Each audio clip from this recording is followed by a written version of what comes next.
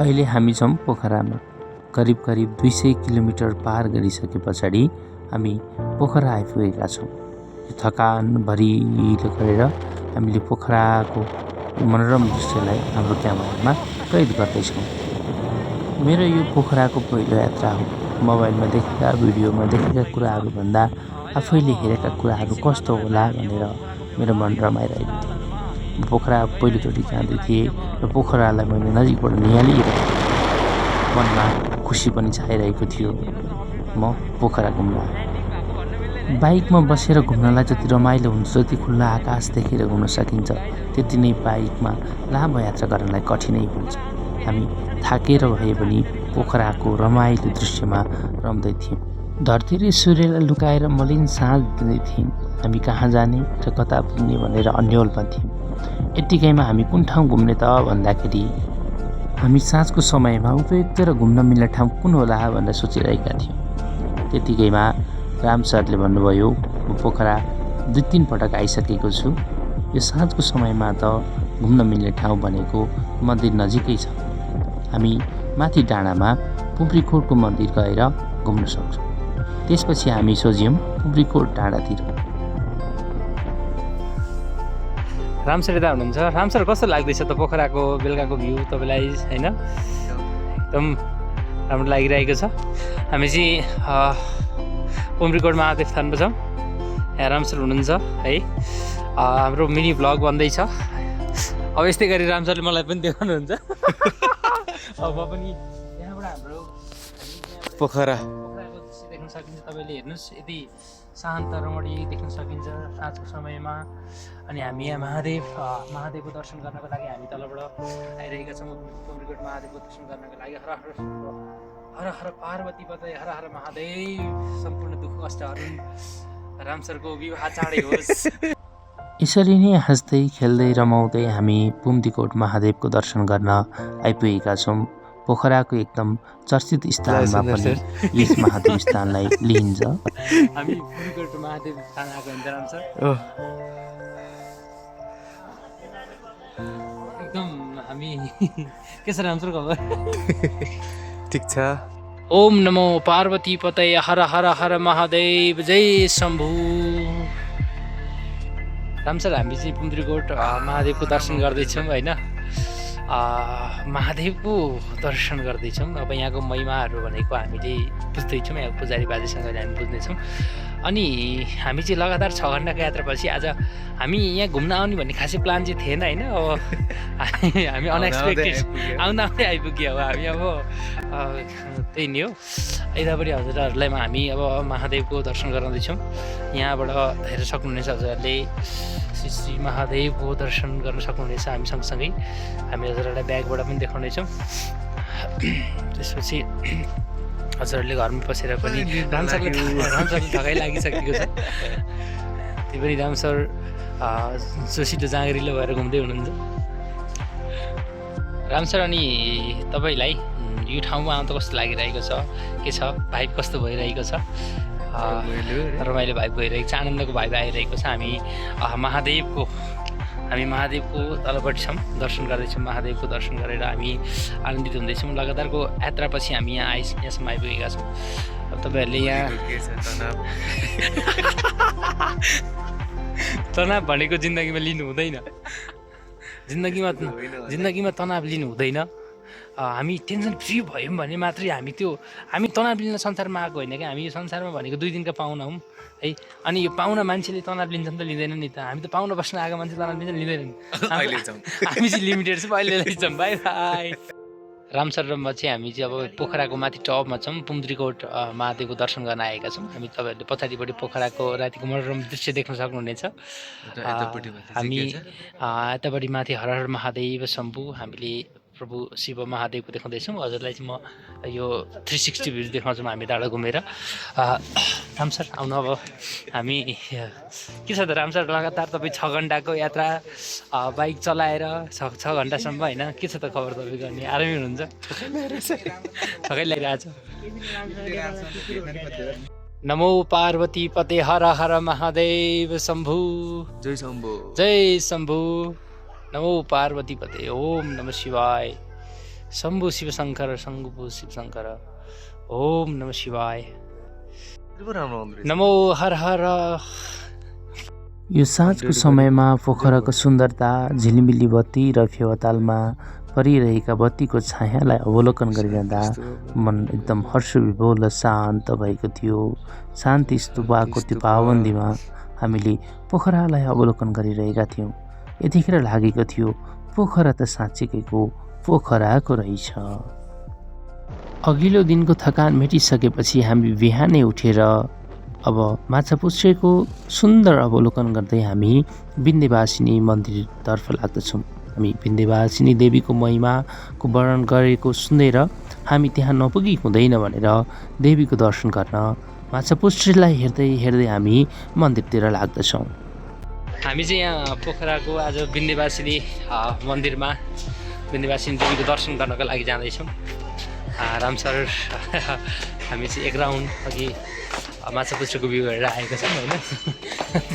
हामी 3-4 किलोमिटर चाहिँ बाइकमै पुरै माछापुच्छ्रेलाई अवलोकन गर्दै गर्दै गर्दै अब चाहिँ हामी विन्ध्यवासिनी देवीको मन्दिरको प्राङ्गणमा छौँ। हजुरहरूलाई पनि हामी यहाँ देखाउन चाहन्छौँ। सर के छ त तपाईँको पोखराको भ्रमण कस्तो हुँदैछ त अनि? यति कुरा राख्नुहोस्, हामीले गुगल म्यापले यताउता घुमाइदिइरहेको छ। अरू भन्दा नि अघि त पछाडि मान्छे बसेर हेऱ्यो, अहिले एक्लै त दिमाग खराब हुन्छ।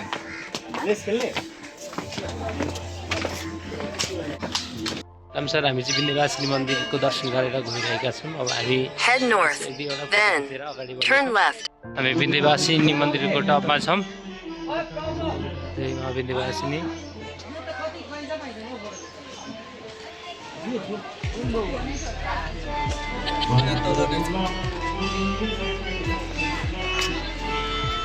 विन्ध्यवासिनी मन्दिर वरिपर छौँ। माछापुच्छ्रेमा देख्न सक्नुहुनेछ विन्ध्यवासिनी मन्दिर। यता राधाकृष्ण लक्ष्मीनारायण मन्दिर।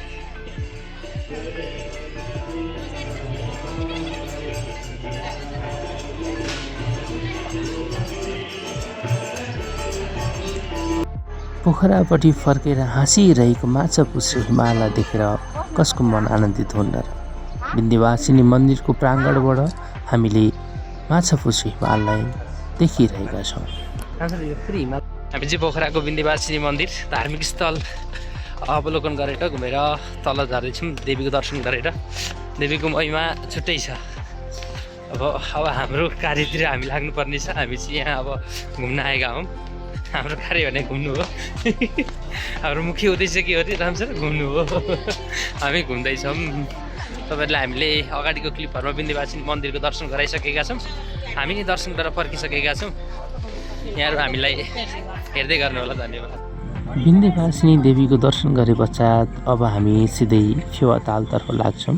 पोखराको प्रमुख गन्तव्यमा रहेको फेवातालमा अब हामी तपाईँहरूलाई लाँदैछौँ। अहिले फेवातालतिर जाँदैछौँ राम सर। फेवातालमा जाँदैछौँ हामी चाहिँ। घुमेको लोडिङ भएर नेट नजानु ल पारि जाने नजाने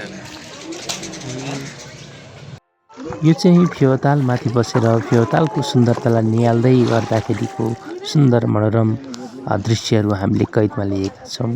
मनै आनन्दित प्रफुल्लित भइरहेको बेलामा हामीले हाम्रो अनुहारहरूलाई पनि फेवातालमाथिबाट कैद गरेका छौँ। हामी फेवातालमा बाराही मन्दिर दर्शन गर्न जाँदैछौँ राम सर।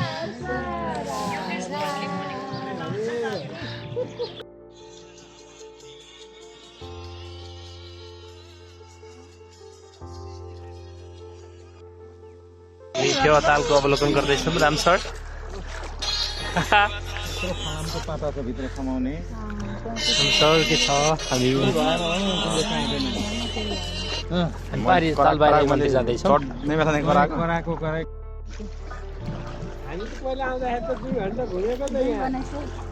यो बेलुका भइसक्यो चाहिँ त्यो हावा आउँदा पुरै समुद्र जस्तै हो के मजाले। त्यो शान्त भएर बसिरहेको फेवातालमाथि डुङ्गा चलिरहँदा आएको आवाजले मनै प्रफुल्लित कर्णप्रिय स्वर दिएको थियो। मनै आनन्दित भएको थियो। त्यस्तो आनन्दित मनोरम दृश्य पनि हामीले माछा पुछ्रे हाँसिरहेको पनि त्यहाँबाट देखिरहेका थियौँ।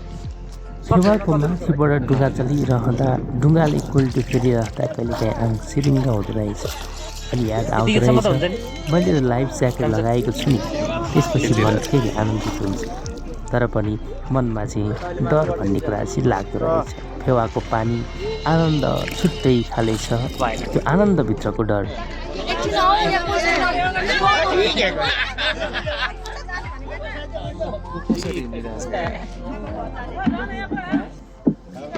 दर्शन गरेर निक्लिरहेको छ।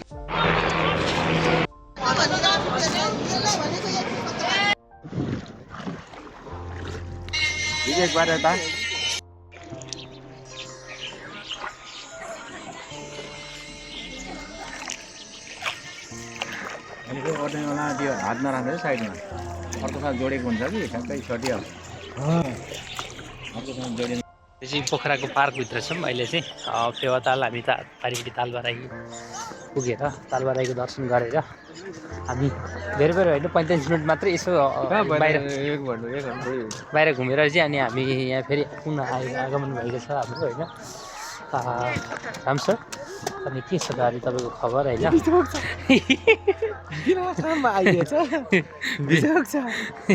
यो घुम्नुलाई पनि हामीले काम मान्नुपर्छ।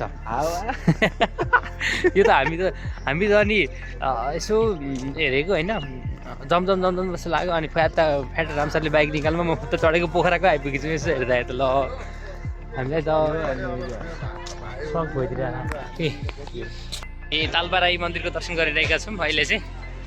पोखराको फेवा तालको वरिपरि बसेर जय तालबाराई माताको जय।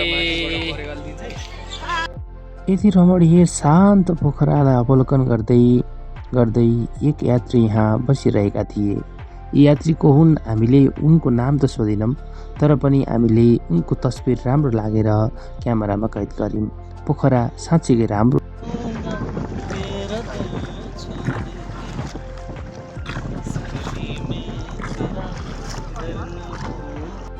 रामसर यता राइडिङ गर्दै हुनुहुन्छ, म चाहिँ पछाडिपट्टि छु होइन। खोला र यहाँ पोखराको फेवा ताल तालबाराई मन्दिर अनि माथि पुनकोट महादेवको दर्शन गरेर माछापुछ्रेको बेसमा रहेर हामी अगाडि बढिरहेका छौँ।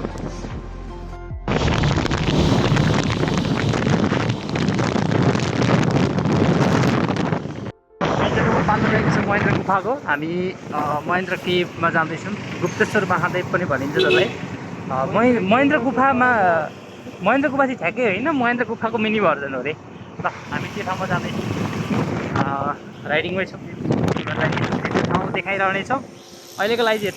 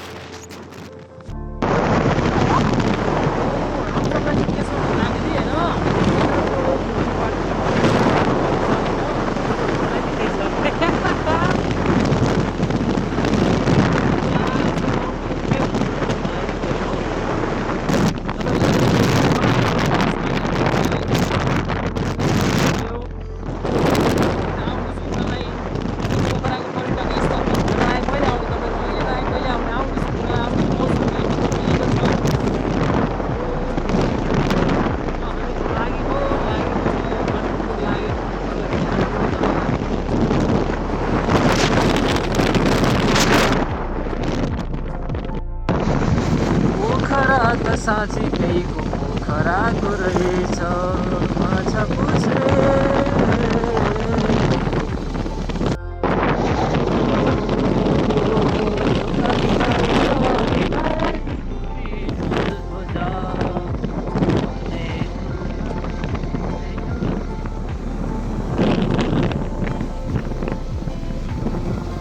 धादिङ बेसी 58 किलोमिटर रहेछ अब यहाँबाट। काठमाडौँ 105। धादिङ बेसी पछि त मलाई काठमाडौँ पुगे जस्तो लाग्छ।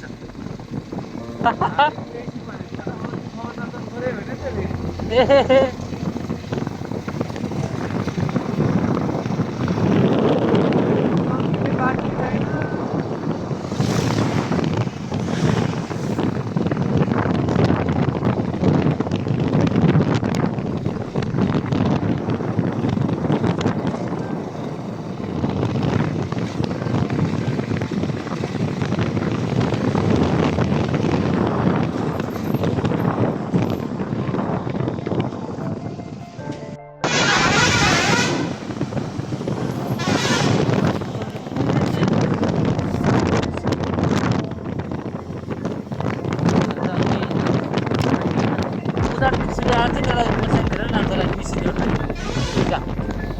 त्रिशुली उदाला आएको हुन्छ क्या उत्तरे त्रिशुली रहेछ उतापट्टि अनि मर्स्याङतिर त्रिशुली मिसेर अब यहाँ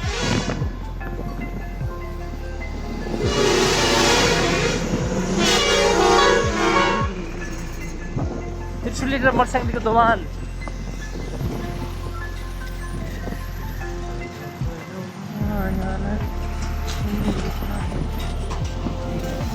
त्रिशुली मर्स्याङकी दोभान यहाँहरूले देख्न सक्नुहुनेछ। त्रिशुली मर्स्याङ दोभान।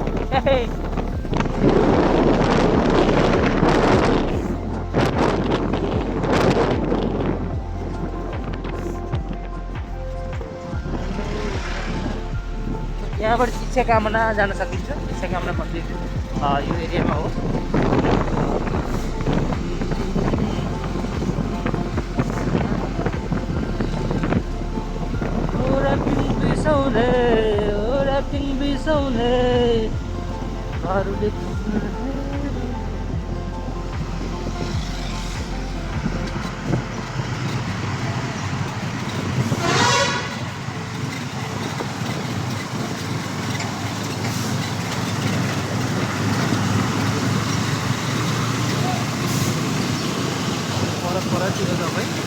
हजुर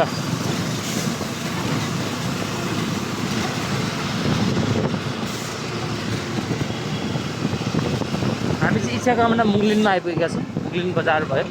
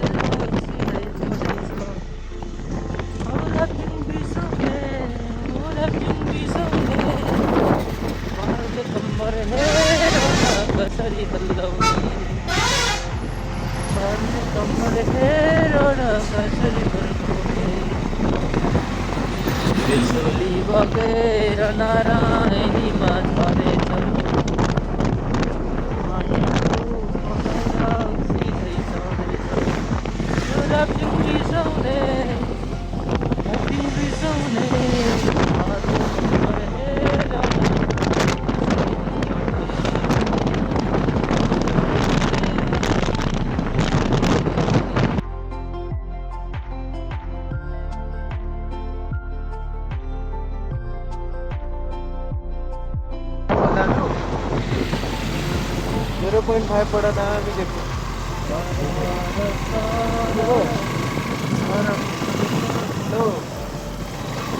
रामसर के छ 0.5 पड़े थे 0.5 लास देख्न सक्नुहुन्छ मनोकामना मन्दिरको भित्र कारहरू गइरहेका छन्। माथि मनोकामना मन्दिरको दर्शन गर्नलाई उहाँ तपाईँहरूले देख्नु भएको होला हामी चाहिँ अहिले पोखरा हुँदै हुँदै हुँदै हुँदै हुँदै हामी काठमाडौँतिर लागिरहेका छौँ। तपाईँहरूले मनोकामनाको बेस गेम देख्न सक्नुहुनेछ। हबिहरू तपाईँलाई फलोअप गर्दै गर्नुहोला। तपाईँले हाम्रो च्यानलमा सब्सक्राइब नगर्नु भएको भए सब्सक्राइब गर्नुहोला त। त्यहाँ नजिक रातो बत्ती रहेको छ, सब्सक्राइब प्लिज। हामी तपाईँलाई यस्तै यस्तै मनोरम दृश्यहरू देखाइरहनेछौँ। त्यही भएर हाम्रो च्यानललाई सब्सक्राइब गरेर हामीसँग जोडिनु लागि हामी विनम्र अनुरोध गर्दछौँ। यहाँहरूको लागि अहिलेको लागि यति नै।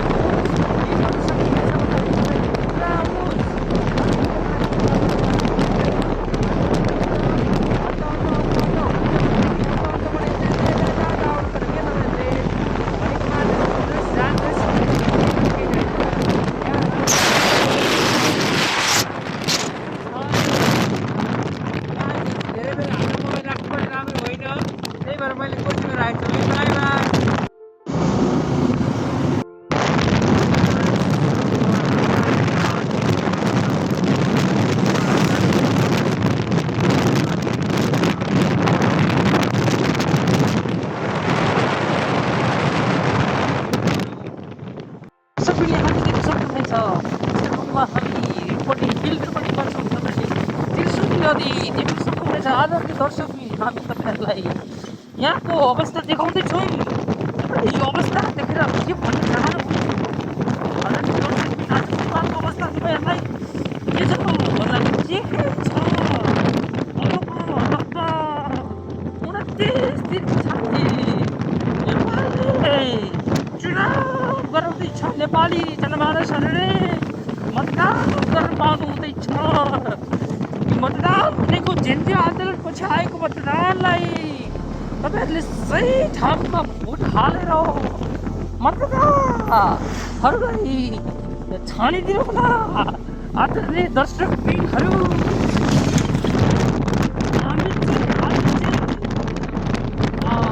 मतदानको अवस्था पोखरा तनहुँ लगायत जिल्लाहरूमा के कस्तो छ भन्ने कुराहरू चाहिँ रिपोर्टिङ गरेर हामी आएका छौँ। मेरो नाम चाहिँ छ बदम प्रसाद। बदम हामीले बदम खानुपर्छ। कान्छो भाइ ऋषि काजुको भाइ ऋषिको भाइ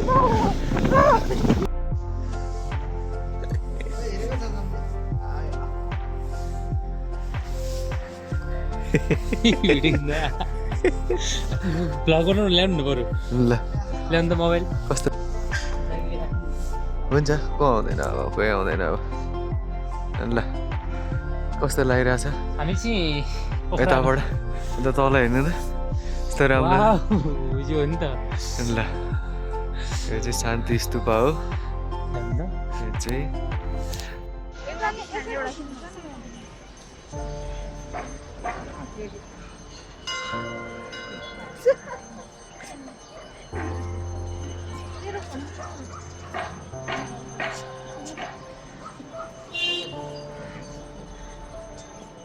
प्लिज